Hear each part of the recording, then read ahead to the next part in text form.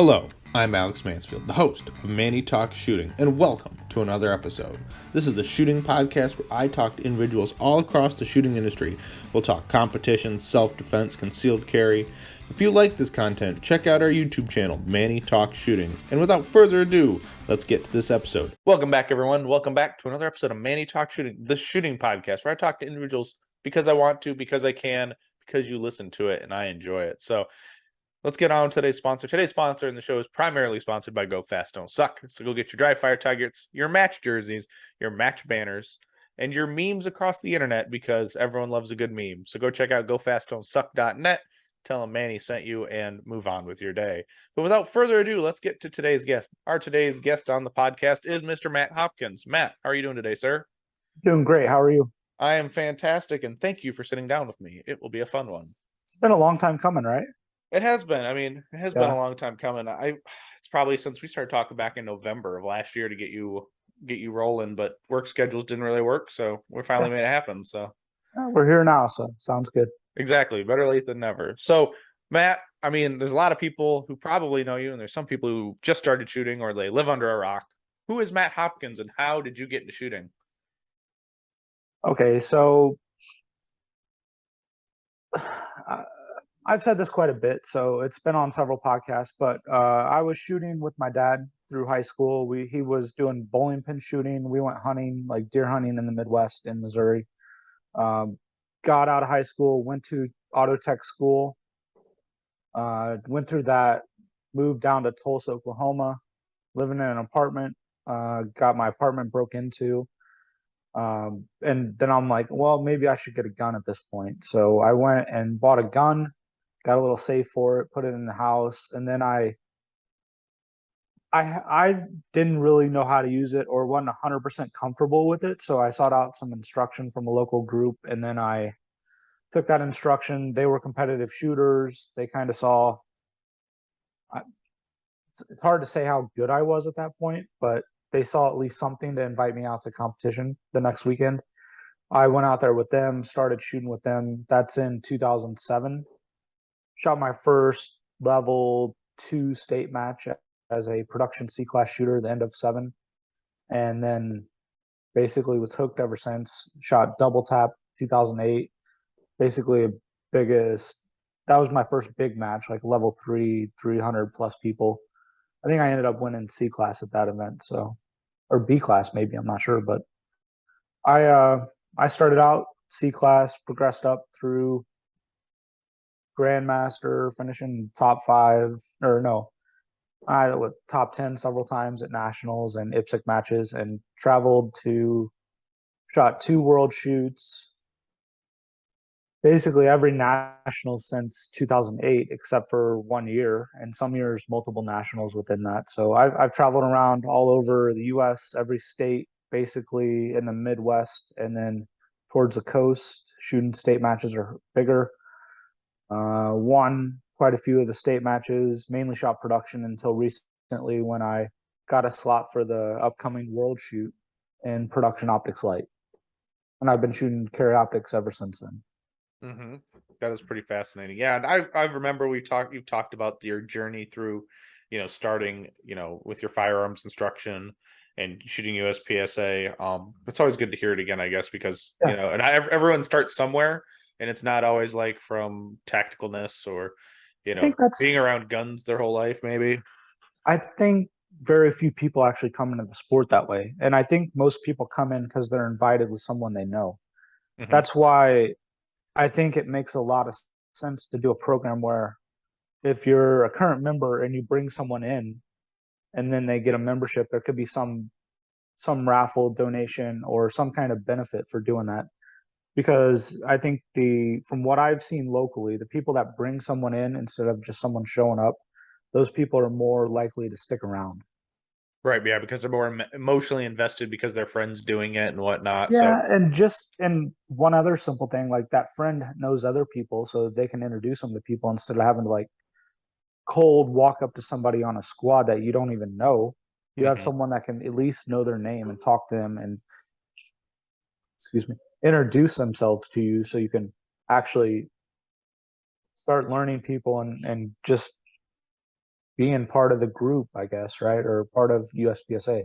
Right, yeah, and be part of the group local culture, and it's I guess it'd be called tribe now at this point, right? yeah, a With all little the bit. self-help books and all that. Yeah, a little bit. I mean, that's kind of. I wish I kind of had that when I first started. I mean, yeah, there was always people at these local clubs who'd welcome you kindly, but like for myself, even like I joined my local club, I grew in quickly to a group of people who were like, "Oh, you want to come help? Sure, come help." And then we hang out, and go to dinner all the time, and Yep. it's kind of the cool thing about it. So Yeah, every match we had. So I just recently relocated to South Carolina for work. Um, I was really active in Kansas City, helping local matches, doing everything there I could to help out around that. So one of the best things was you always go out after the matches and get to know these people and hang out with them. Happens a little bit here, so I'm still trying to figure out where people go and everything like that. Some people, it's sort of close to that, but it seems like it's not as much as a culture thing here than it was in Kansas City. right, yeah, and that culture always changes, even club to club, but even state to Yep. state like that. Now, if you were in Kansas City, would you go out to barbecue or would you get something different? No, we always go out to Mexican. Mexican? Is it Yeah. because it's the margaritas, right? I mean, margaritas are great, but I think it's actually the fajitas. Oh, it's the fajitas. See, Yeah. I'm not a fajita guy because I don't know if I think Chili's ruined me on fajitas growing up. So I was like, I don't know. Chili's aren't that great at fajitas, though. No, they aren't, and that's what's stuck in your brain. Well, at Yeah. least in my brain. But I haven't But tried they've fajita. actually taken me out to barbecue here in South Carolina. Is it barbecue though? It was actually not that far off from Kansas City, so I was actually surprised.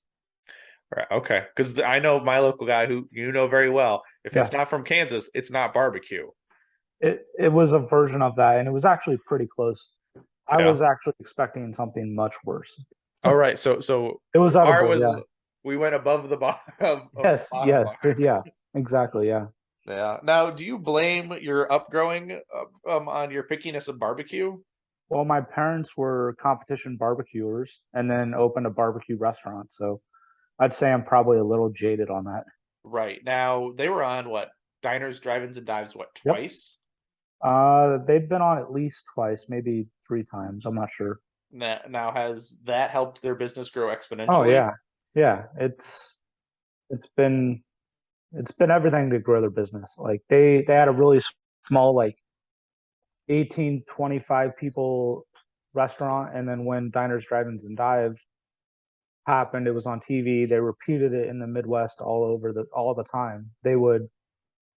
They'd get people like lined up down the street trying to come in through lunch, and they expanded, got a different building, built a building around it, and then tore the old one down and used that for parking. And they have a several hundred seat restaurant now that's open all like Monday through Saturday.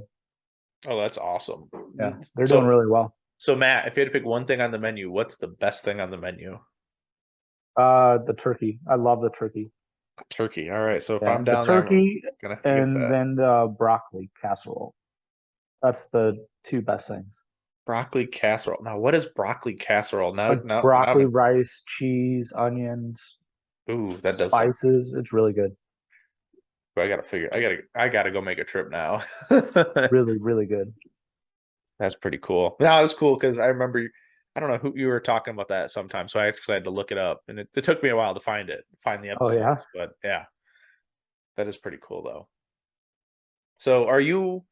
What gun are you shooting in carry optics nowadays? Are you still sticking with the same platform that you've been shooting? Yep. I'm shooting the CZP10 F comp ready.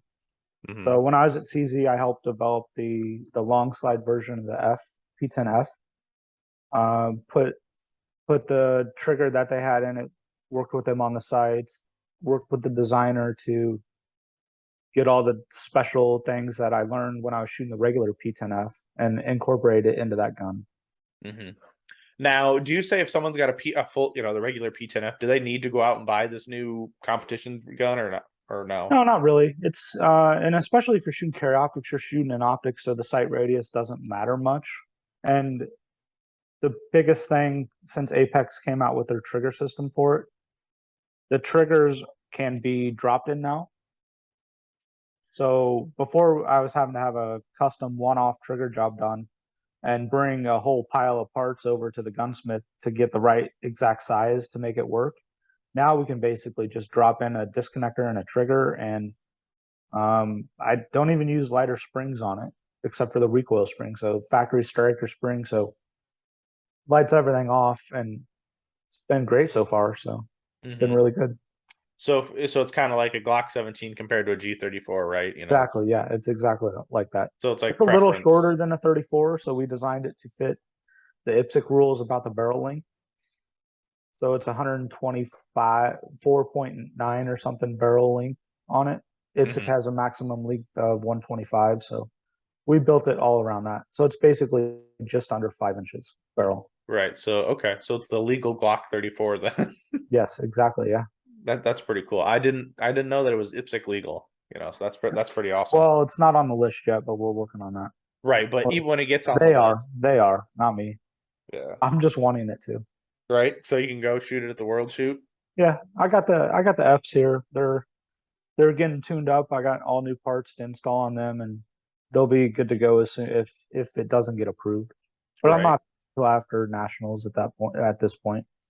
Right. So, well, nationals is what, 2 weeks? Are we sub 2 weeks on nationals at the time we're Yeah, recording we're this? like a week and a half. It's a week. It's gonna be a week from Friday, actually.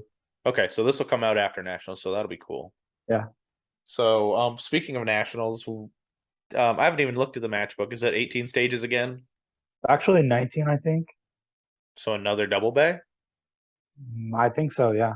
Ugh, double bays.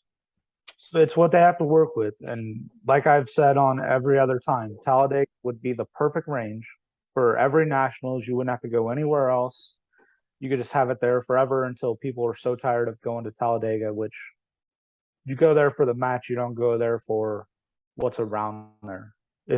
For a shooting match, at least to me, I can understand where families differ from that, but you're going to dedicate let's say 5 or 6 days of your life to go down there. You can deal with that and then go on a family vacation elsewhere other time. But Talladega just needs 5 more bays and it'd be the perfect range. I've said that. Everything else about it is good.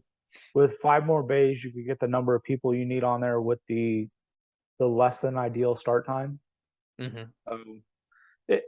It's workable. Right, and I agree because even if you had 1 or 2 still double bays, you could still then have what 18, 19 stages, 20 stages in it if you did 1 double bay. Yeah. Yeah, so that would be fine. I would agree with that. It's good. I'm glad it's where it's at, I guess, because it allows some people to go and not have to worry about other things that don't need to be discussed because we could be blue in the face if we talked about that. Yeah. No comment. No, I don't. Exactly. That's already been figured out, and that's not an issue anymore. So I don't think we need to really address that. Exactly. I agree with you on that. So yes. So going back to Talladega, you staying with anyone at that point? At the match? Yeah. Yeah, I'm in a house with some guys from South Carolina here, so. Oh, that's pretty cool. Have you been well, I know you said you tried to get into the culture and figure all the food things out after the matches, but has it clicked for you, or is it still a little off from like Area 3? I think it's clicked really well, actually. People knew me before I know them, and that's probably just because I'm on podcasts and out there in the public at some level. So a lot of people come up and just want to say hi. They've heard me on podcasts or stuff like that, but I'm actually starting to learn some people and squadding with them multiple times at local matches and everything like that. So it's going good. It's going to take a lot of time until I learn everybody's name, obviously, but there's some people I'm already starting to chase, so it's good. That's good. Yeah. Are you when it comes to heat in the competition, are you top of the food chain in carry optics in South Carolina at this point? It's between me and one other person. I think we've flipped back and forth. I think he's a little up, but we go back and forth quite a bit, so it's actually pretty good. And Mm-hmm. there's one open shooter that I can't beat. I don't know. I've never actually met him yet, but I've seen his results, and I want to start. I want to try to beat him as all. So Well, there you go. You know, beat the major power factor guy with minor scoring, right? that's the point of it, right? Yep. I mean, lately I've been shooting a carry optics gun in open minor just for the fun of it. Yeah. Yeah. Well, when you shoot with a bunch of open shooters and then they feel bad when they really get beat by a minor guy shooting in open, Mhm. you just be like, well, I'm gonna take this carry optics gun to win, or at least hurt some feelings. But no, Yeah. I'm hoping I need to get an open classification, so I'm just shooting a carry optics gun in open just to. But we don't have any classifier matches till like next year, so. You're trying to get all the 4 classifiers you need. Yeah, before I get my open gun. Okay. Is what it is. I mean, it's something fun, and might as well. If I'm gonna shoot the same classifiers, I might as well shoot them for open instead of rewriting them in carry So optics. the good thing about this area, there's so many matches. Yeah, there's like what you could probably go to one every weekend day. There's one every weekend, yeah. And there's sometimes some within a couple hours that are on the same weekend, same day. So you have choices to go to that you want. So it's actually kind of nice. So if you were in a 3-hour bubble, how many matches could you get to? Um, 3 hour bubble. So 1, 2, 3, 4, 5, 6. I think the seventh and the eighth one are kind of like 50-50 if they have the match or not. So Mm. at least 6 matches a month. What are you trying to shoot for? How many to shoot yourself? I'll shoot once a weekend. Yeah. Yeah. You're a Saturday shooter or a Sunday shooter? Everything's on Saturday here. That's what's different about this. Oh, There's oh no yeah. Sunday matches. There's no Sunday matches? That's really interesting. Because They up said here, they've tested it. They said they've tested it, and they'll have a match on Saturday that'll get 60 people. mhm, And then if they change it to a Sunday match, they'll get 30. yeah, it It's is. just the location and the culture of the area. Yeah, I have talked to some people and they're like, "Why are you shooting on Sunday?" I'm like, "I don't know. It's what day we shoot up here." It seems like like most clubs strive for that Sunday date. Just I don't know. I mean, it works out for me though because we can set up on Saturday and don't have to set up on Friday. That's nice. That's actually really nice. Yeah, especially when you make it a whole weekend and you're at the range like all weekend too, which is a good and a bad thing, I think. There's actually a match on Saturday I'm going to, and then I'm driving down to Georgia this weekend Oh, for really? the Georgia State on Sunday. Yeah. Are you? Is that going to be a half day format? Yeah, it's a half day format, staff reset match. The Okay. entry fee for that was $5 less than Area Three's entry fee. Okay. So what was that? So because I didn't look. 185. 185. So 190 to get into Area 3 this year. No, Area Three was 185. Georgia was 180. Oh, okay. Okay. Now, when you I'm assuming you set the price for Area 3. Yeah. Now, did you take all the account, what you kind of needed to pay for ahead of time to figure out that match cost? Yeah, I had figured out what the range was going to charge me to host the match, what USPSA would get. I figured what all the staff package would be and how much staff I would have there. I I figured like what the hotels would cost for the people that were there for the longest time, like the match director, the RM, the main setup person, which was a huge help. I have to thank him. Like he was amazing. Uh, I think I had got a hotel for a couple other people, so I had all that figured in. And then I had some just basically like miscellaneous expenses, snacks for ROs, drinks for the competitors, which that turned out really amazing. And it was actually kind of like an error. Like the girl that was driving around the cart filled it up with Gatorade and snacks and like supposed to run it to the ROs to give them drinks. And she just went up and down and gave it to everybody the Mm-hmm. first day. And it worked out good. Everybody was loving it. People came up and said something. And I was seeing how much they were using, and it was actually not that bad. So I didn't tell her to stop or anything. I just let her keep going. And The after action survey for the match, that was one of the biggest things that people complimented the match for. And it Was it? wasn't expensive. Mm-hmm. Right. It's some menial fee. It's it's a couple $100. It's It was for all in for water, what Hornady paid for, and the water the match bought, and then the Gatorade and snacks. It was $1,000. oh yeah, that's not terrible at all. I would budget in that 100% no matter what match I ran in the future, Mm-hmm. and have someone doing that. It was just it was just great customer service to the match and the people that were there. So it was actually really good. Yeah. Did she have ice cold water on her golf He cart? did, yeah, yeah. That's the He way to had water go. and Gatorade. It was actually really well. Yeah.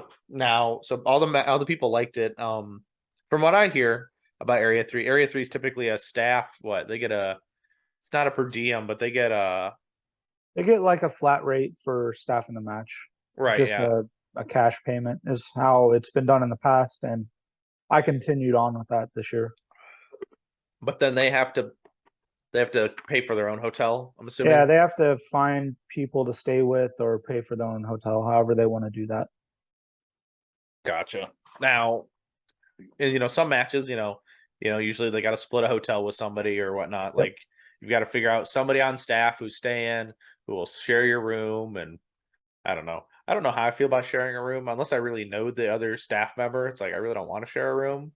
Yeah, I didn't want to get involved in any of that. Yeah. That's a lot of extra stuff you have to deal with when you're Yeah. planning for the match. And Hmm.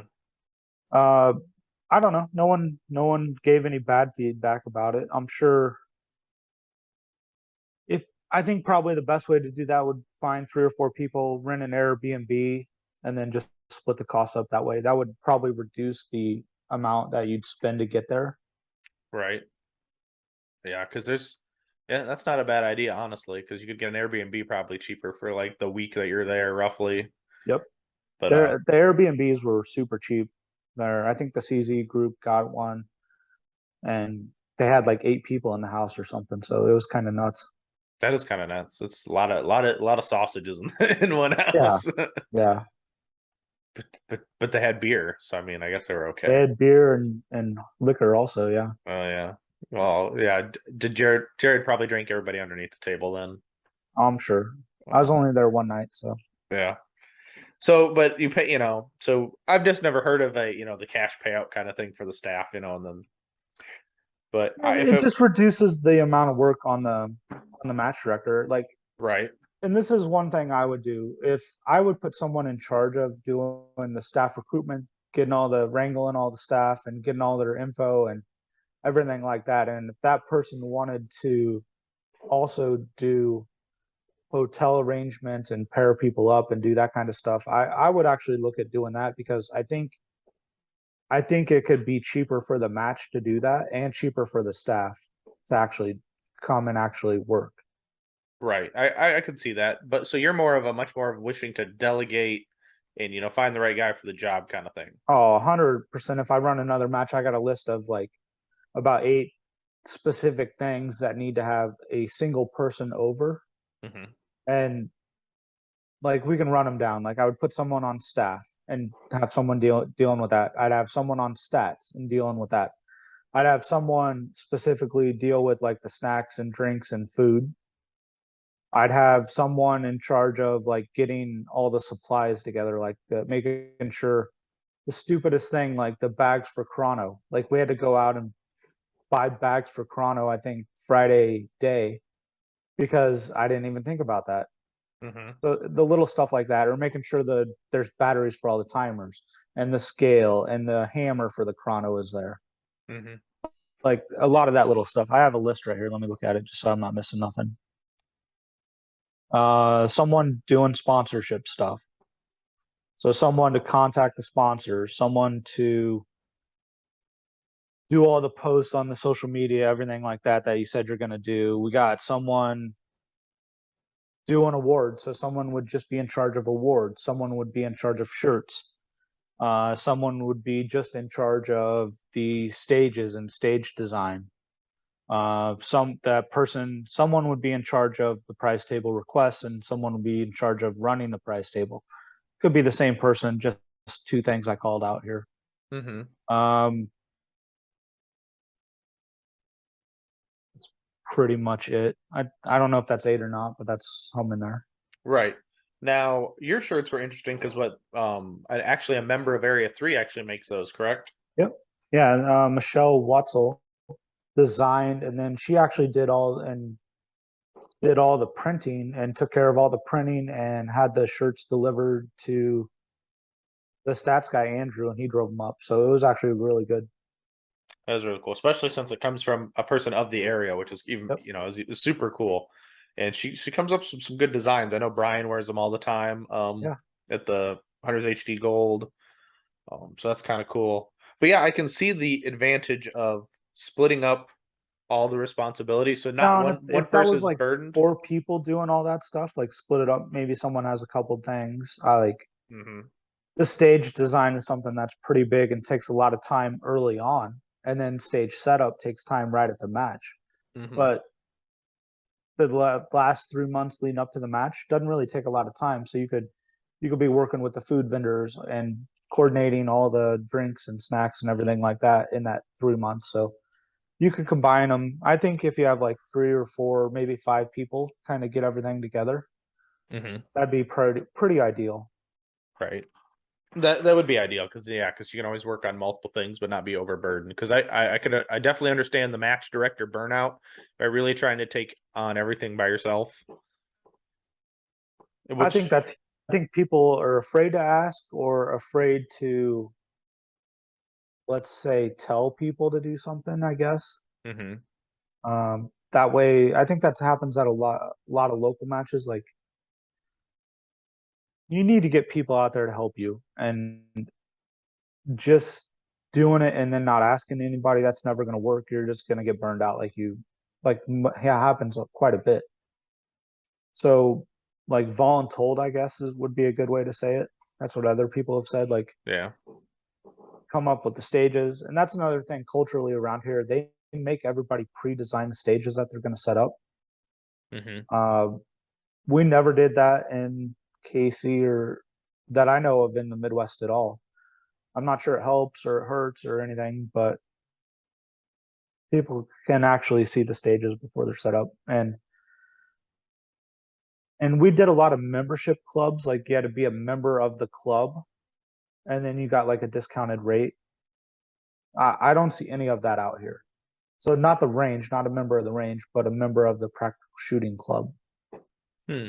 And that a lot of that, basically, to get a membership, you have to set up twice a year, and then you get the discounted member rate. And then when you set up, you get matches for free on that. And then basically, you could spread the load of workout across the whole year, and you can sign up in like March, and then you can sign up in November or December and set up. So you don't Right. have to do everything back to back, and then you'd still get the member rate through that whole time while you're shooting.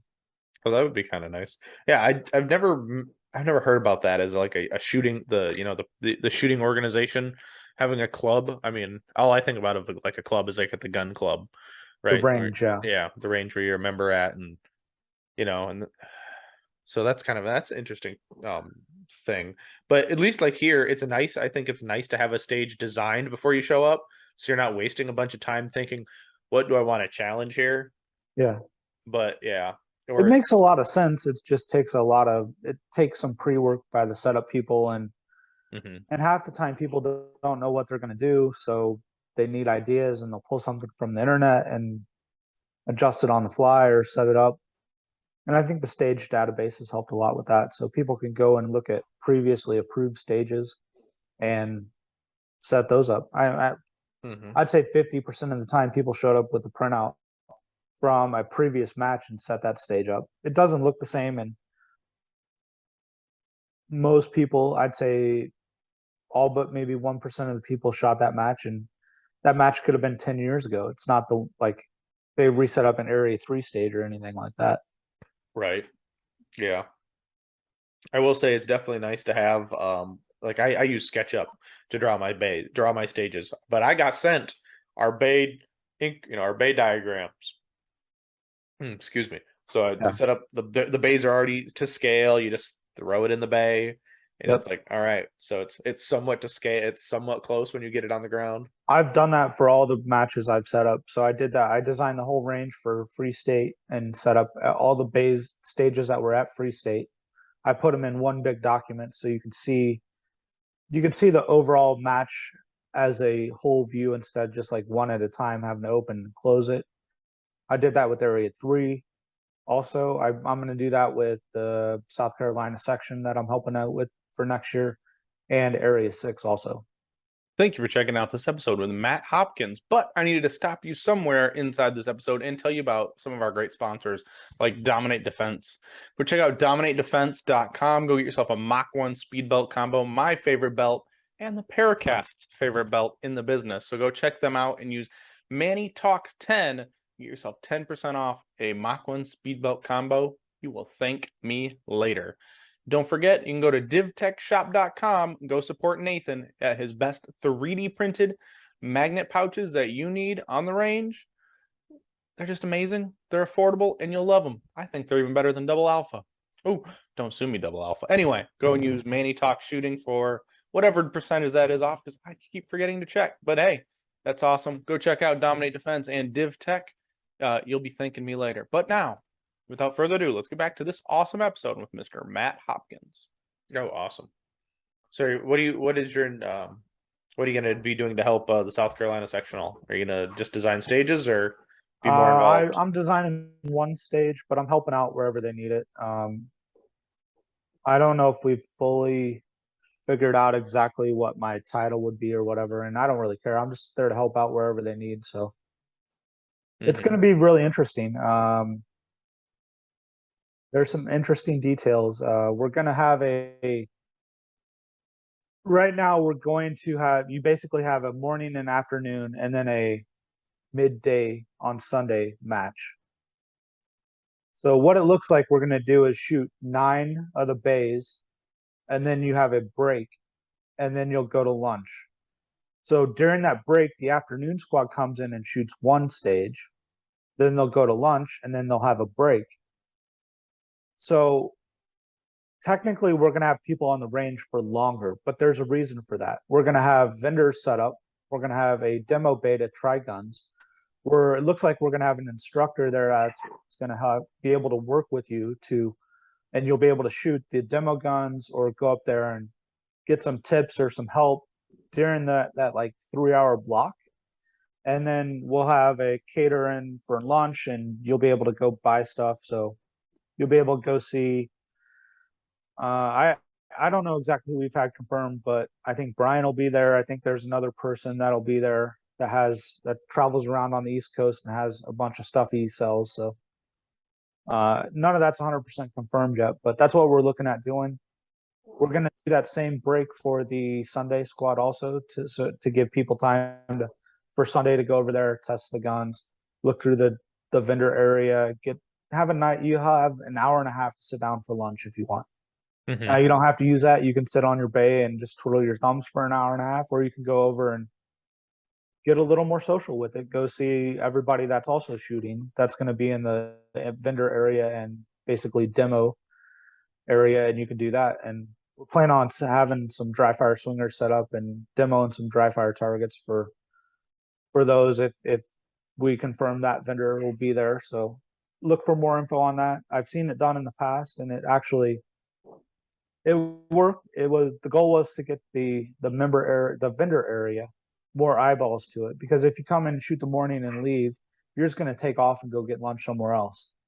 So we wanted to build a time in there where people can mingle around, get with the other shooters, go watch somebody that's on the afternoon squad if you want to go see them shoot one stage, and then that you're not normally going to see unless you stick around. So it's good. It'll get everybody there.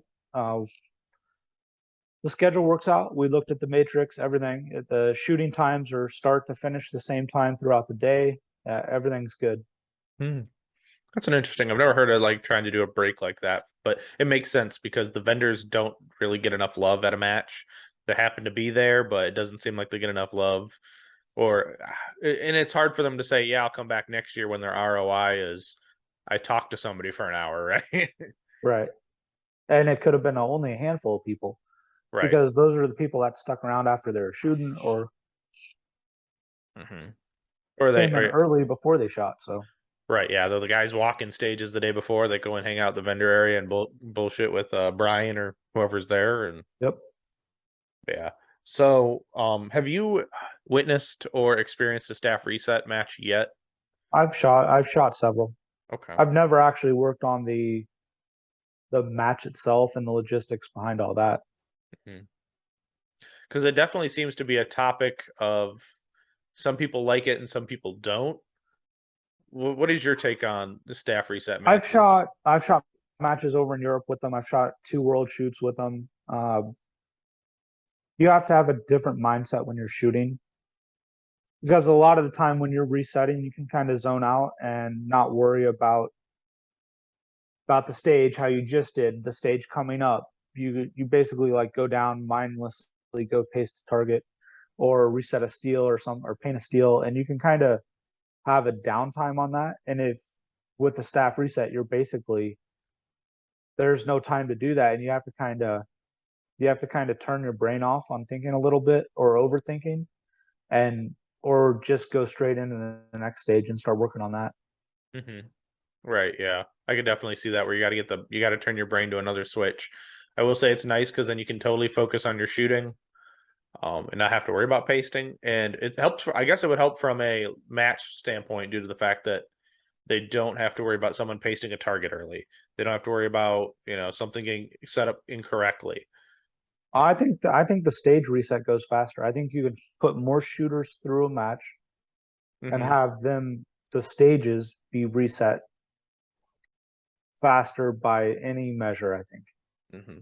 because you're not going to relearn it every 10 shooters or 12 shooters, and then that takes 3 shooters to relearn how the stage is set. Hmm. Or somebody puts a moving prop rod under something wrong, and it you got to reshoot. Then you're losing 3 minutes. Right. Exactly. Yeah. It's definitely inefficient. Well, it's more efficient. I can see that, but yes. And I kind of lost my train of thought, but All right. yeah. But a lot of people, you take a lot of time. I don't know. It seems like it's primarily in Area 6 that the staff reset is a big thing. Isn't that's kind of true, isn't it? Yeah. So South Carolina, North Carolina, Georgia all do staff reset. Area 6 has done staff reset a couple years. Those are the only ones I know about. I've shot Georgia before. I believe I flew in like early Saturday morning, drove to the range. Uh, they were done with the morning squads by like noon. There was an hour for lunch, and I wasn't going to shoot till Sunday. I could have literally started shooting at 1 p.m., Hmm. got done at 5, drove back to the airport, and flew home and been gone for one day and shot a state match if I wanted to. Like it's really nice, and everything goes faster. So they have basically a 30-minute time limit per bay, and the more like per flight. So Hmm. you have 10 stops, 30 minutes, that's 5 hours on the range. And everything I've seen done, everybody's done sooner than that. Right. But they're not running full 12-man squads, are they? No, they're eight person squads, I think. Okay. Yeah. So that's how they can kind of keep it into that 30-minute buffer Yep. because you don't have a full 12-man. But yeah. Okay. Yeah. But that's impressive though, being able to burn 30 stages in 30 minutes when people take 4 minutes to make ready. Well, that yeah. That doesn't help either. But I saw this year that I want to talk a little bit more about Area 3, but I have Yeah. another question Go ahead. on my brain real quick. You've started at least working some more major matches this year. Is that not true? Yeah, so I was part of Area 3 when I was Area 3 director, and I had signed up to help in RO matches. So when I got the new job, I came on and said I have these commitments already in place, so I continue to do that. Same with I committed to running the Area 3 match and being match director for that. So I continue to do that even when I wasn't the Area 3 director, and I'm I've committed to everything and done all the commitments I've had so far, and just got done RO in Minnesota State, so that was fun. Oh, okay. So you were at Minnesota, so you got to hang out with Tanfo Timmy. That's right. Yeah, I shot together. It was actually really nice. It's even better is because probably before that you got to hang out with Crystal and hang out with Yep. Teddy. because the That's right. dog's the most Teddy Bear important. Charlie. Yeah. Yeah. Did he share his chair with you? With you? Yeah. Yeah, he did. Yeah. That was his chair. I was just sitting in it. Yeah. That's funny. I love that picture. But Yeah, work was really good. So they've let me work remote. They still have a thing where you can work remote 2 days out of the week. And if I need to travel somewhere, they've let me work remote so I can still get the hours in and still do work. I'm just not in the office to do it. So they've been really great and very, very flexible with me to get out and do that.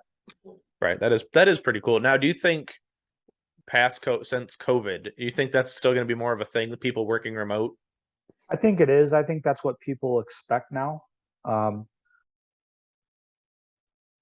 Me personally, like I wouldn't work remote if I'm in South Carolina in Columbia now. I would just go in the office. It's like 5 minutes away. So I just drive there and there is something to be said about in the building. You could walk over and talk to somebody if you need to. That's really hard remotely because you don't know if they're at your desk or what they're doing or anything like that. So there's a lot to be said about going in the office still, and it makes sense. Hmm. Yeah, through COVID, I lived in the office. I didn't get to go home, but I didn't. I don't have that fancy of a job to work from home either. I So think I was home for 3 months, and then I was tired of being at home, and I went back in the office. And right. I actually, in the middle of May in 2020, we went and flew out to Delaware to visit a new supplier for a project, and had to get the governor's approval to come into the state, and it was all kinds of things. Like, but they were still fully working. They had, I think, all the precautions in place, and everything was fine. But it was kind of neat trying to get the governor's approval to come into the state. It was interesting, and that was the greatest time to fly on airplanes there ever was, and probably will be. Oh yeah, because nobody's on an airplane, right? Yeah, there are 6 people for a 150-seat airplane. It was amazing. So you get your whole row, and you just don't. Doesn't matter how many You can bags have you 10 rows bring. if you want. Yeah, it was perfect. You can move your whole house in an airplane. There were rental cars all over the place. You can just pick whatever you wanted, and everything was cheap. That would have been nice. Yeah, that would have been nice. You're not Now it stuck with a feels suit. like they're filling up the overhead bins with people. That's how many people they put on. Yeah, Horrible. because everyone needs to get back out there and fly again. I think they just reduced the amount of flights, and they're just selling everything out, trying to make the most money they can because they lost so much over the last couple of years. Yeah, but that's true. I could understand though trying to maximize flight, attendance, right? They already know some people aren't going to show up, so it's like might as well try to sell it as best we can. Yeah, And I don't fault them for it. They're a business, so right, you got to make money somehow, and yeah. they lost their ass during COVID. Yeah. So back to Area 3. Sure. How many stages were in the match? We had 14 stages on 12 bays, so we did two double stages. Mm-hmm. Yep. And you, what was it? Two half-day formats? So we had an all day Friday, and then we had a half day Saturday and Sunday morning, and then a half day Saturday night and Sunday. It wasn't night because we shot 7 of the bays on Saturday. Mm-hmm. So it was like a 2/3 schedule on Sunday. Oh, okay. And everyone seemed to like that. No, you guys, what time did you think Area you get? Three's been doing that for years. They've been doing that for Mm-hmm. at least 10 years. I didn't come up with it. It's always been done that way, and I just continued it. So Right. that's what people expect in that area. They also expect there was some concerns about two double bays and making sure everything stay on time. And I wasn't really concerned about it because the match has done that for forever when Sherwin was doing it. And I just continued that, and people knew what to expect. The ROs knew what to expect. So it wasn't that big of a deal. Mm-hmm.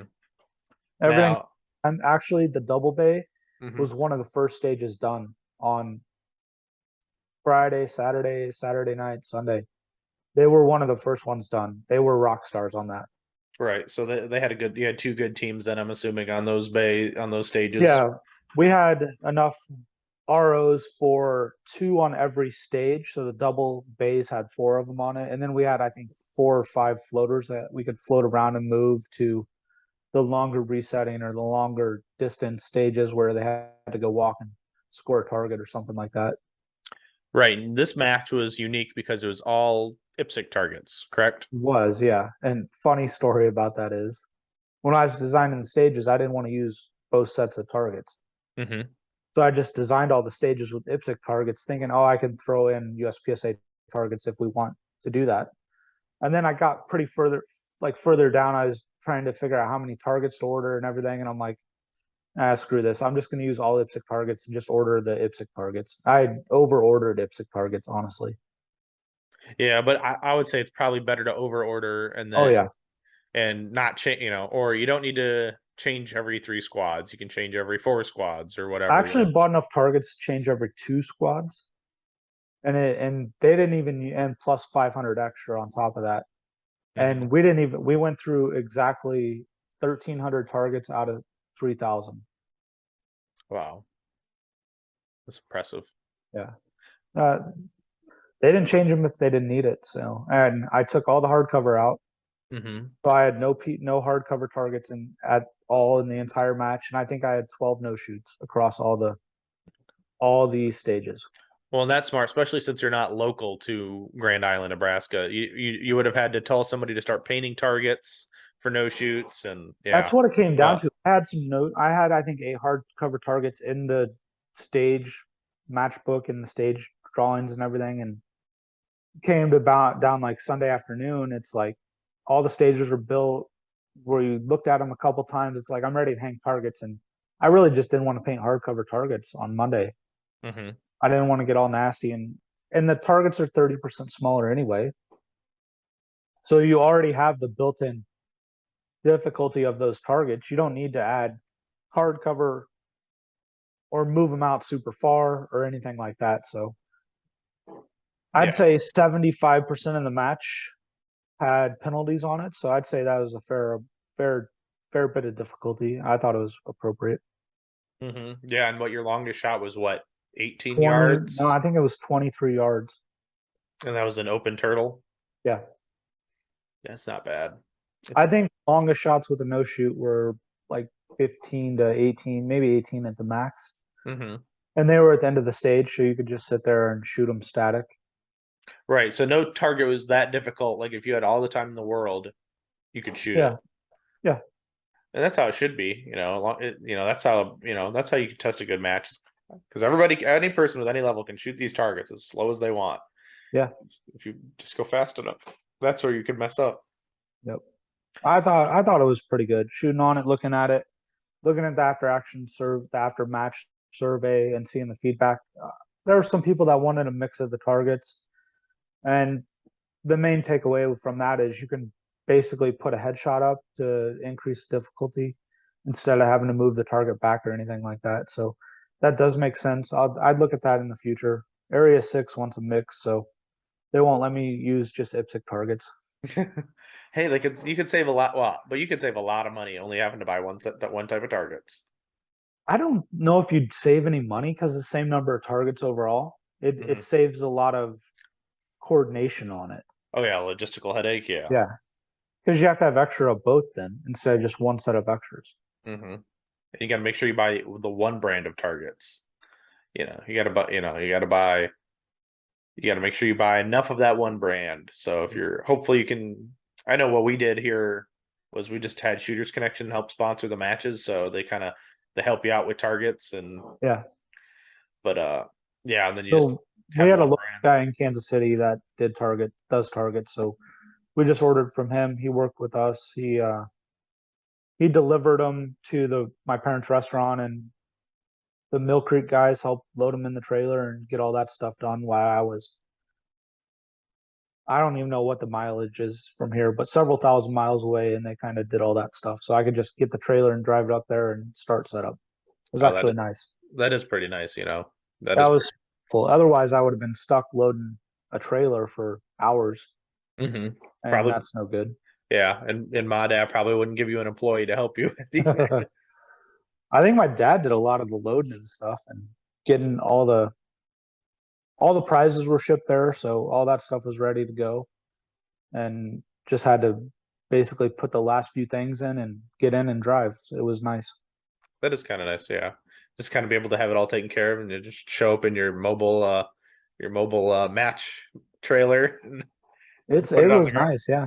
Area 3 owns quite a bit of stuff also, so They have Yeah. a like an 18 or 20-foot box trailer, uh, 5 drop turners, 5 stomp pads. They have enough tablets and printers to run a area match. So all the radios that are needed. Mm-hmm. Basically, That you just have to buy targets and pasters and paint. that is pretty benefit. Is that like is that like a Connex at Grand Island? It's actual trailer. Oh, okay. So it's in someone's pole barn now, waiting for the new area director to come in. Then they'll have to deal with it. Oh yeah. Yeah, That's interesting. Did you actually get to shoot area 3? yeah. I shot it. I shot it all in on Thursday. Okay. Uh, All 14 stages in one day. you didn't now what time do you guys start on shooting on Thursday then? We started shooting at 8, and I kind of hung out, made sure everything was going okay for a couple rotations. So I think 8 of the 12 stages were shot by the time I got started. Mm-hmm. Really didn't have any calls for fix it or anything like that. It went really smooth. That's awesome. And I had to make up 3 stages after the main RO squads were done. So I just went and shot those pretty quickly, and I think I was done like an hour after everybody else was done. Yeah. That must be pretty nice. You're able to shoot, you're able to shoot it and not because I know some match directors don't want to shoot their own match or they do, depends on how they I've feel. always said if I'm gonna match direct, like even a local, like I'm always going to shoot. I've never like set up a match and left and never shot. Mm-hmm. I told myself if I ever did that, that would be the last time I set up and do that. And I would probably be done with the sport at that point. So I'm Yeah. not going to allow myself to do that Makes sense. because it's still fun. I'm still in this to be shooting and doing all that. So Yeah. Absolutely. Now, some people, they loved Sherwin's style of matches. Did you get some resistance this year? there was some people that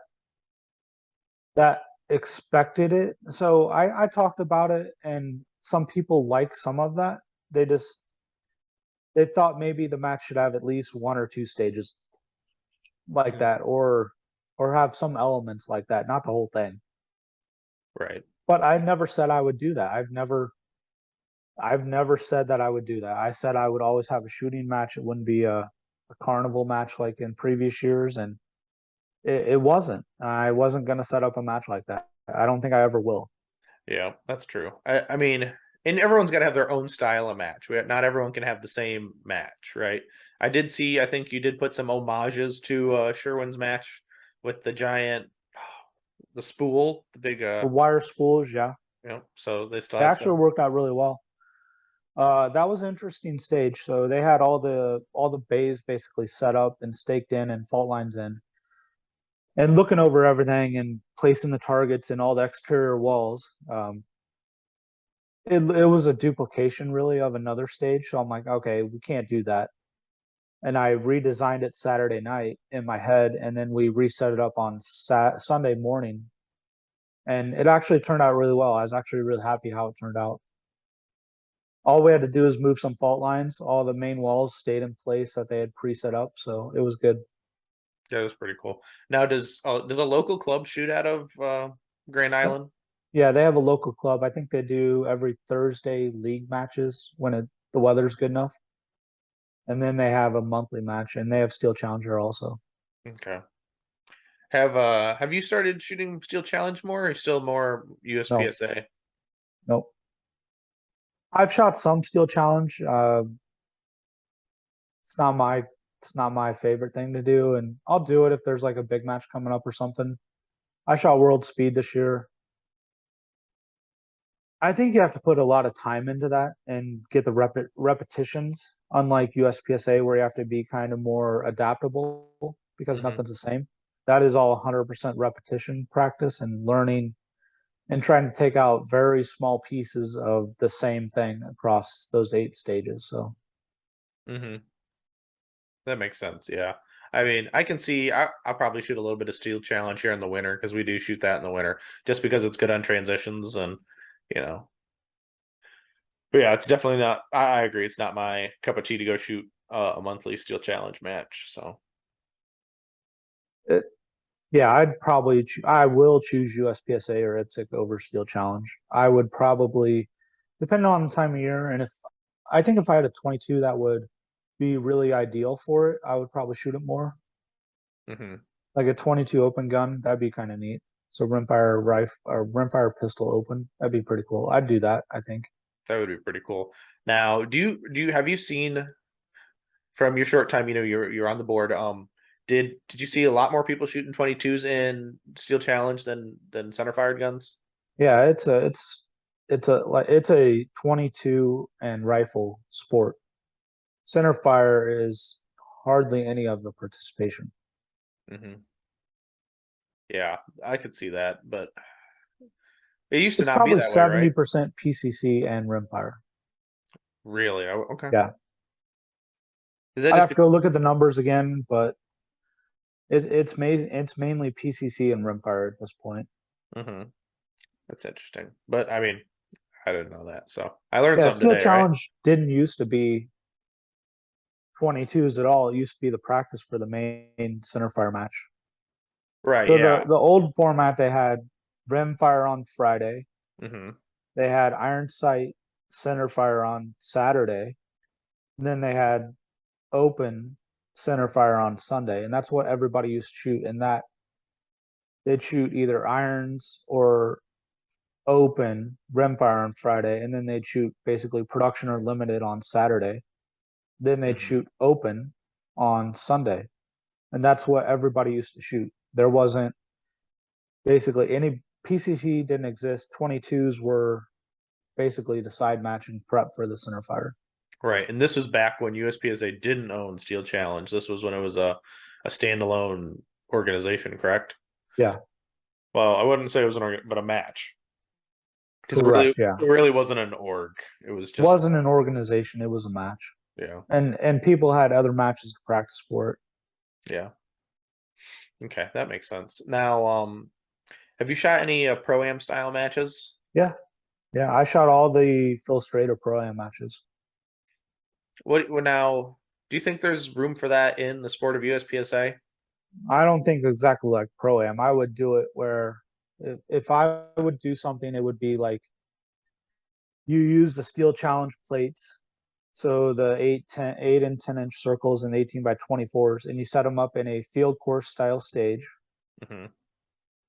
And you let all 13 divisions from Steel Challenge, so that includes all the USPSA divisions, shoot it. And you just shoot two per target, so two on the circles, two on the rectangles, and let people get a time off of that. So you'd have to reload your 22s, you'd have to reload your 22 rifles also, and PCCs can use whatever they want. But I would do a sport like that. It'd be basically time plus scoring. People can easily figure it out. It'd look good. It's super fun. We set one up. I've seen some set up in Florida quite a bit. I think Gorka's Range does them quite a bit where they have them monthly. Hmm. Omaha is setting them up now. We had a match last October in KC, and it was really successful. So That is pretty cool. Actually sounds quite fun. Actually, when you say it like that, it makes it very simple because everyone's got the equipment to do that kind of match. yep, You don't need a million stages set up like maybe you feel like in a USPSA match. You can have, three or four. yeah. I think we did. I think we had 5 Hmm. or 6, and it was good. You can up the round count however how you want. Hmm. That does sound very interesting, and it adds another level up to the sport. You're able to add, a different game essentially and let people play and practice, and it's interesting.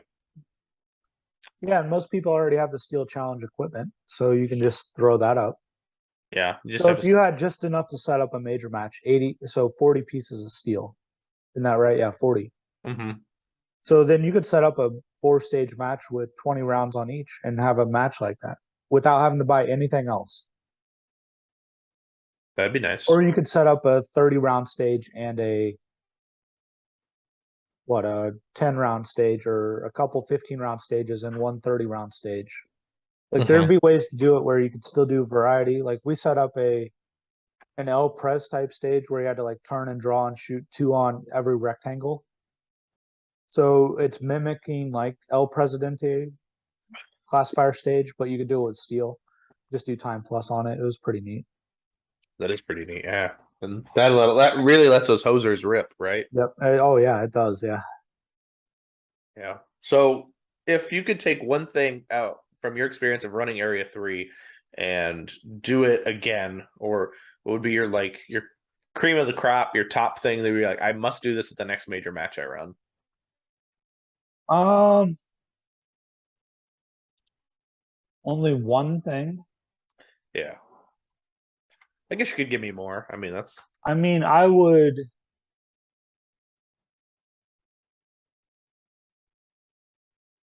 I mean, I know some things I would change if I did it again. Like I would. I wouldn't do the awards the same way I did. I wouldn't do the prize table the same way I did. I would look at like a random draw prize table with bags just because it takes a lot of look, no one's happy with the prize table at the end of the match. It takes forever. People are always assuming someone did something wrong when they go in there and pick from the table.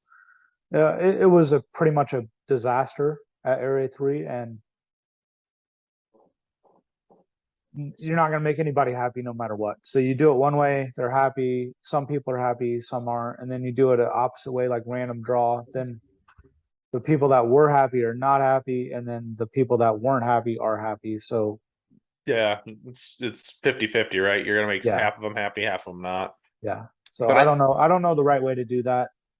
Um, I just did straight order finish. It was some people liked it, some didn't. I don't know. I don't know how I do that. I'd probably put someone in charge of it, pass off all my contacts, and if they need help with it, I'll help them, but kind of let them figure it out. right now, I'm assuming you probably had a separate staff table too, or Yep. Yeah. yeah, Yeah. yeah, I think because I gave away 15 pretty good items to the 34, 35 staff members that were there. So yeah.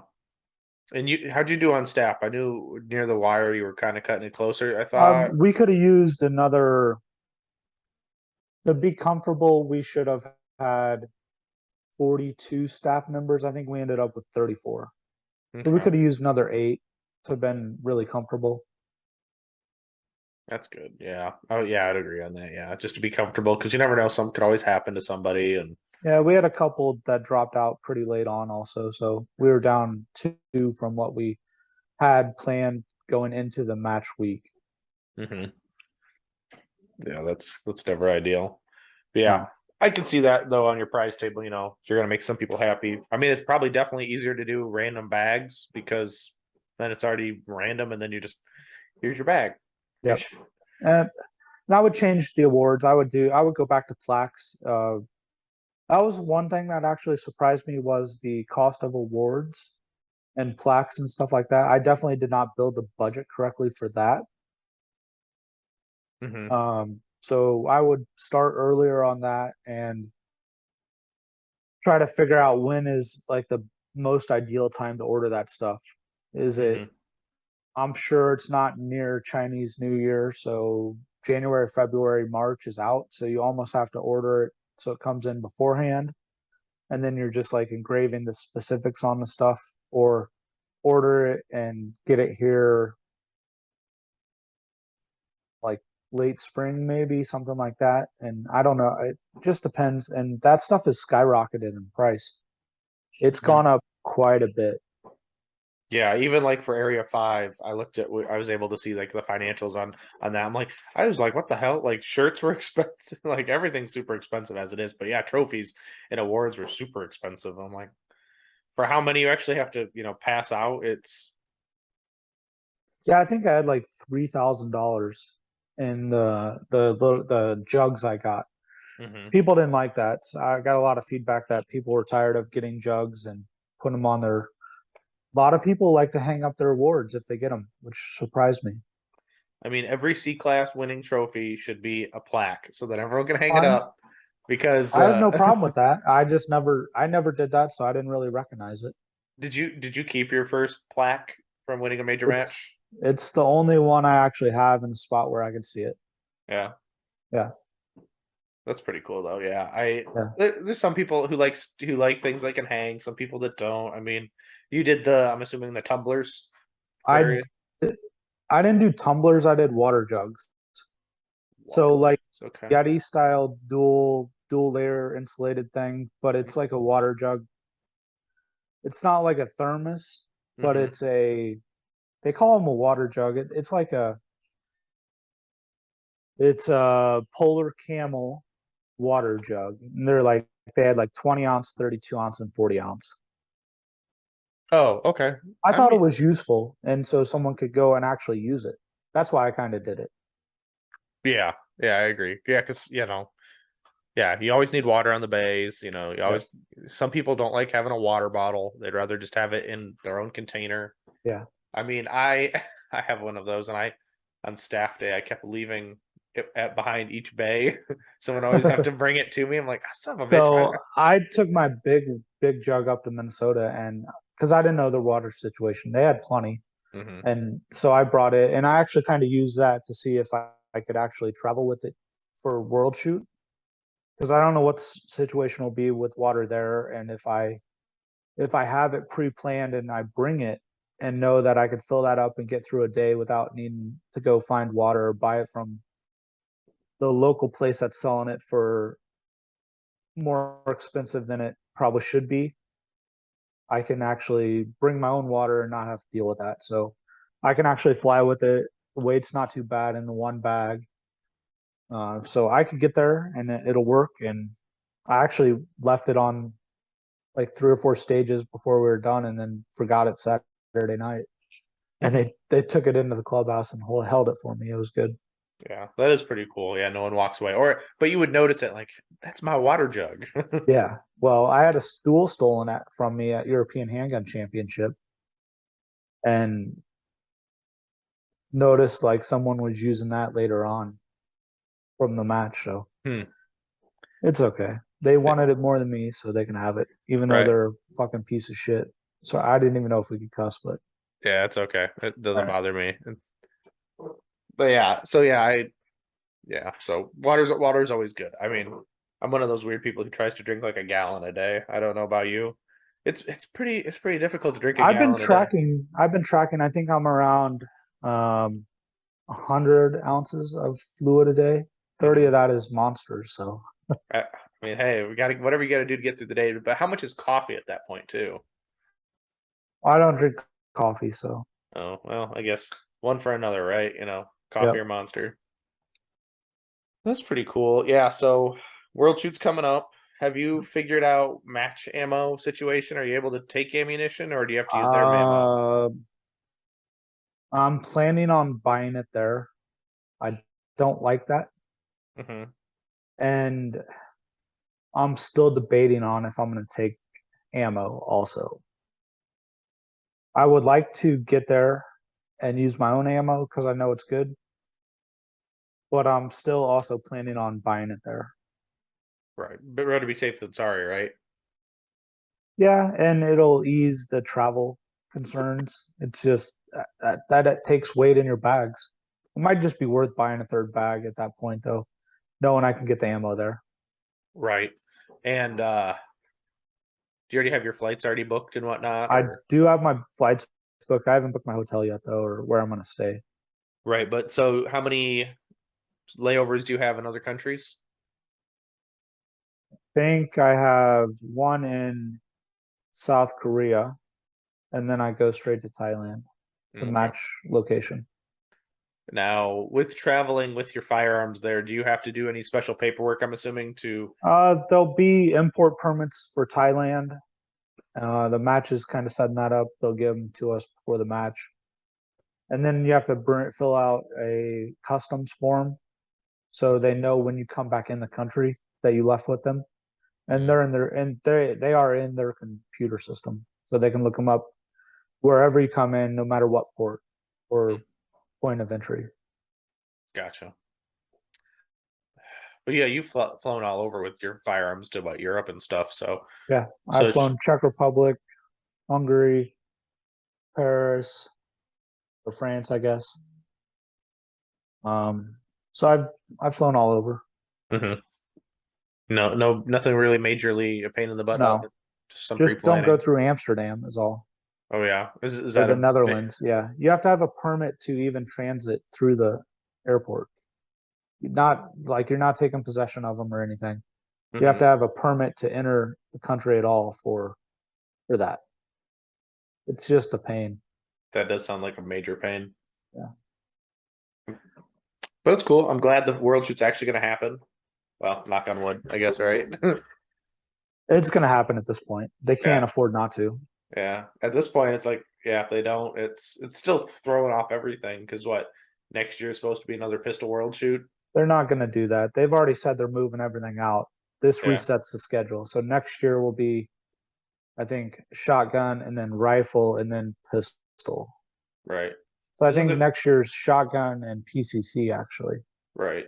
Yeah. And then the year after that'll be rifle and air gun, and then it's handgun, Mm-hmm. and then it just resets every 3 years. Yeah. That's good. That is good because that'd be a big clusterfuck, because it's already Thailand already had to build the range, and Yep. so. But so yep, that's kind of be cool. That'll be exciting to see people go over to the world shoot and finally, because I haven't been in the sport since they've had a world shoot, so it'd be Oh, cool. okay. So it'd be cool to see that actually take place. Kind of, it won't be real time because they'll be across the world, but. I bet they'll. I don't know if they have anything planned or anything for live stream or anything like that, but I bet it. I bet you get quite a few of updates. Oh yeah, definitely. Well, you know how the internet works. Someone's gonna be there recording. Yeah, and practice score in the past has always gone. IPSC won't allow practice score to be used at a world shooter level 4 match. So they got to go Um, paper. no, they use something called Win MS or something like that. But practice score always like has they get some access to it and then they upload all the results to practice score like almost immediately when it uploads. So Right. So it's more of a viewing it's a thing, and viewing of it. Yeah, not actually using practice score. Gotcha. correct. Yep. That's okay. Gotcha. So yeah, that'll be cool. I'm excited for the world shoot to happen. So Yep. you've got nationals from the time of this recording, a couple days from now, essentially. Yep. Um, looking forward to that.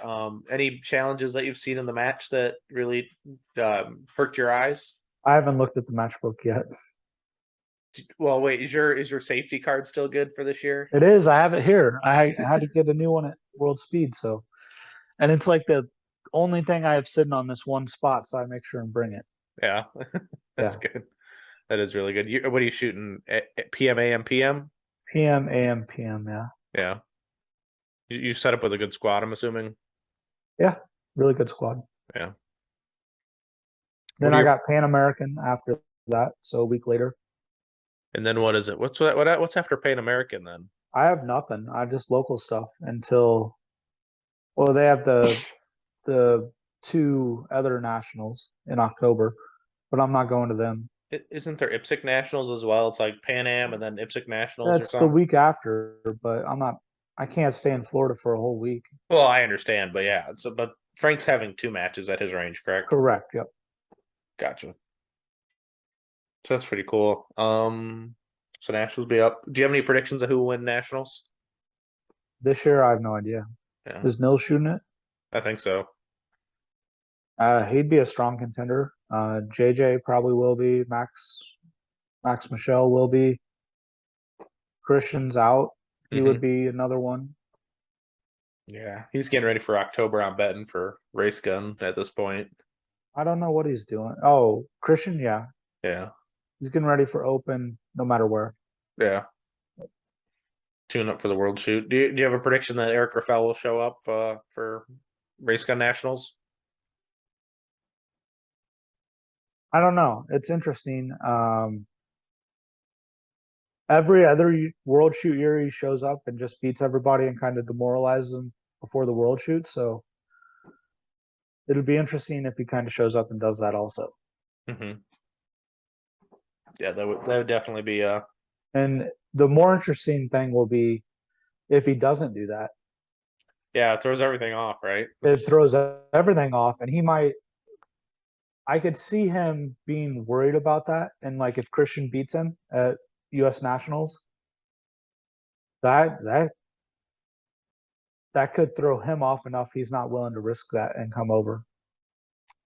Okay, I can see that. I don't think COVID's an issue anymore about coming over, so I don't think that excuse is really good. Hmm. But I think he sees how Christian is, and I mean I don't know. I haven't talked to him. Who knows? Really, I'm speculating here. But Right. he might not want to do the risk of Christian beating him at U.S. Nationals, and then that going right into World Shoot right after that. That makes sense. I didn't think about that. Yeah. Got to keep that mental image strong, going in to defend your world because he's undefeated in the world shoot. Correct. Yeah. So, yeah. That is interesting. I'm excited. That'll be fun. It'll be a fun shootout to see though between Christian and Graffel. Oh yeah. Yeah. We will see how that goes. So Matt, do you have any sponsors left? Federal's my only sponsor. All right, Federal Premium Ammunition. Brian hooks me up quite a bit. Brian's been great to deal with. Brian I wouldn't say he's a sponsor, but he helps me out quite a bit. So definitely plug Brian with Hunter's HD Gold. Ben Stecker Pro Shop, they help me out. They give me discounts on stuff and that I need and everything like that. So you should share those discounts with everybody else because Timmy don't give out no discount codes. Tim doesn't give out discounts. But it doesn't matter. Everyone's still gonna buy it from him anyway. Yeah, exactly. But that's all. Yeah. Have you tried one of Brian's Hunter's HD Gold cigars yet? No, I don't smoke. I guess they're pretty good. Are they? Yeah, mine's sitting in a humidor waiting to get a season. It's being seasoned. I wouldn't even know how to. I wouldn't even know how at this point. I'd just make myself look like a fool and cough all over the place if I tried that. Oh well, fair enough. That's true too. I guess better safe than sorry, right? So, Yeah. So Federal Premium Ammunition. That's pretty cool. Have they? Yep. I knew during COVID it was kind of rough, but has their support been picking back up since COVID's kind of over? Yeah, it's been really good. That's awesome. They've taken really good care of me. So yeah.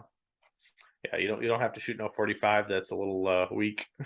No, that's not an issue with the 150 Syntax stuff. Yeah. Do you like the 150 or would you prefer like a lighter bullet? I like the 150 in the Palmer gun I'm shooting quite a bit.